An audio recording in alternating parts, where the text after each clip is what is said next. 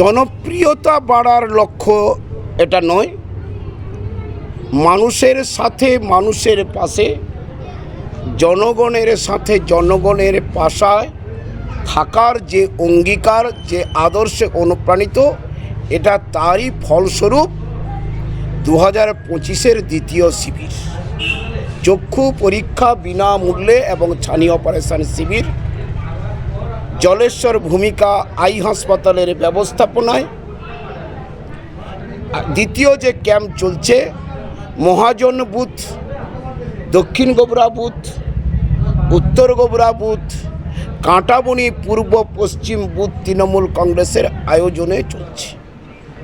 মমতা বন্দ্যোপাধ্যায়ের আদর্শে যেহেতু আমরা অনুপ্রাণিত, গ্রামের উন্নয়নের সঙ্গে তৃণমূল কংগ্রেসের কর্মীরা, নেতৃত্বরা, প্রধান মেম্বার, পঞ্চায়েত সমিতির মেম্বার, পঞ্চায়েত সমিতির সভাপতি, বিধায়ক, সাংসদ যেরকম যুক্ত থাকেন, আমরা যুক্ত থাকি গ্রামের উন্নয়ন, গ্রামের মানুষের পাশে যেরকম থাকি, সঙ্গে সঙ্গে মানুষকে পরিষেবা দেওয়া বিভিন্নভাবে করা যায়।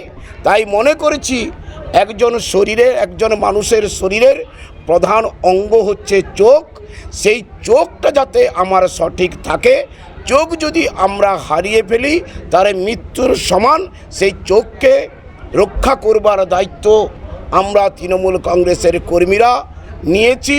ভূমিকা আই হাসপাতালের সহযোগিতায় আমরা মনে করি অর্থনৈতিক অভাবের জন্য দূর দূরান্তে গিয়ে পরিষেবা অনেকে নিতে পারেন না, তাই 1 টাকাও খরচ না করে আজকে গোবরা প্রাথমিক বিদ্যালয়ে এই ধরনের পরিষেবার ব্যবস্থা আমরা করেছি। আজকে শুধু ক্যাম্পে শুধু গোবরার মানুষ নয়, রামনগর বিধানসভার অনেক মানুষ এসেছেন। এই ক্যাম্পের সার্থকতা কতটা, বিশেষ করে মূলতভাবে বলা যায় যে আপনার উদ্যোগ?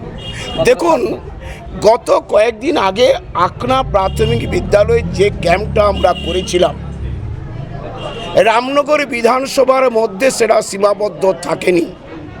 এগরা বিধানসভা থেকে পানিপারুল গ্রাম পঞ্চায়েত, জুমকি গ্রাম পঞ্চায়েতের মানুষ সেদিনকে এসছেন, রামনগর 2 নম্বর ব্লকের মানুষ এসছেন। তাদের মধ্যে 11 জনকে নিয়ে গিয়ে আমরা বিনা পয়সায় ছানি অপারেশন শিবিরের সেখানে পৌঁছে দিয়েছিলাম। সেখান থেকে তারা অপারেশন হয়ে সুস্থ এখনও আছেন। আজকেও এখানে ক্যাম্প করছি।